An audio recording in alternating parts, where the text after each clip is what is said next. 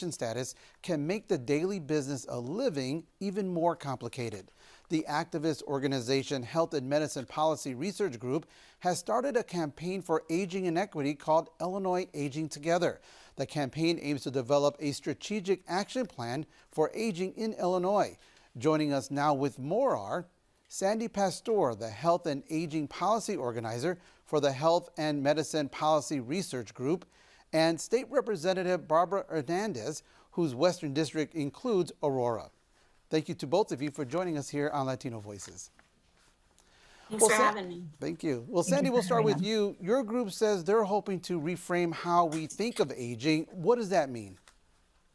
So it means, looking at how we think about aging across our lifespan and across our life course, and how often we are impacted by ageist messages and ageism, and how that creates a barrier to our own aging and how we think about aging and perspectives about aging. So we want to reframe it in a positive framework that we know, many older adults, as they grow older, find that aging is really good. They underestimated the older years. Mm-hmm. And so we want to make sure people understand that it's a good thing to age. Well, Representative Hernandez, what challenges are seniors, particularly Latino seniors, facing right now that this initiative is seeking to address? I think, as you mentioned earlier, there's a lot of different obstacles that families face. Not knowing the language is very difficult. Many of those families also don't have health insurance, have not had health insurance for pretty much all their life here in the United States.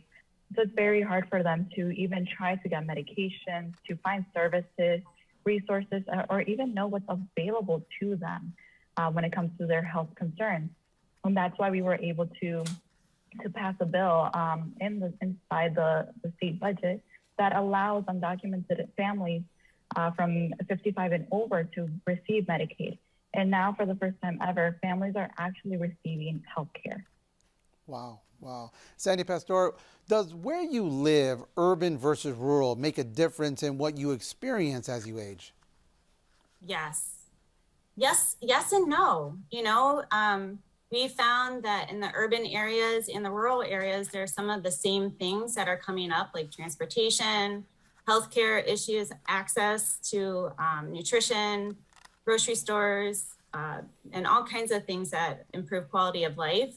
And that's true in both the urban areas and in the rural areas. And we also found that the cost of living, while we might think of urban areas as more costly and housing as more costly, it in fact is almost about the same when you look at the numbers, because the cost of health insurance rises in the rural areas due to density of population, or lack of density of population. Sure. Representative Hernandez, are there cultural barriers or elements that complicate getting care or assistance for Latino seniors? There are. I think there's a lot of them that we need to be able to face and come forth and educate each other. Personally, for me, I have a grandma back in Mexico that currently is dealing with dementia. And unfortunately, I can see that difference between my family, that instead of saying, hey, your grandmother has dementia, they keep saying, oh, she's forgetting a few things. It's the age. And that's not what it is. We need to be able to acknowledge what the doctors say and that it is dementia, and be able to find ways to help our family members or caretakers as well. So there is a lot of different things that we need to do in the Latino community to be able to face those barriers, but we need to talk about them. We need to normalize them a little bit more in our discussions, and not avoid it, or not label it as because of mental health that someone is crazy. That's not the case. They need a little bit more assistance when it comes to their health care. And that's something that we really need to address with them. And hopefully we will get to that point where the Latino families feel more comfortable discussing certain things that are taboo for them. Well, staying with that, Representative Hernandez, is there sort of a stigma in admitting a family member may have dementia? I think there is a stigma. I think they're scared of the unknown, not knowing what exactly it is. Also, how much is it going to cost once it actually a family is faced with that reality. Is it going to cost me more? Is it something I'm able to help them?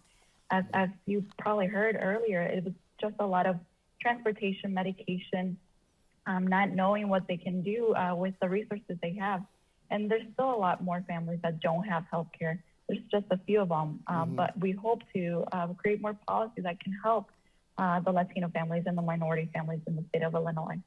Well, Sandy Pastor, we only got a couple of minutes left. What resources are currently available for Illinois seniors and caregivers who need help? There are a lot of resources through the area agencies on aging. There's 13 regional area agencies on aging that fund all kinds of caregiver services and Older American Act services like nutrition, congregate meals, home delivered meals, caregiver support, and things like that. And then there's also programs through the Illinois Department on Aging. It's called the Community Care Program. And that helps provide homemaker services, adult day services, automatic medication dispensers, and emergency home alert systems. They're adding some more services to that Medicaid waiver service.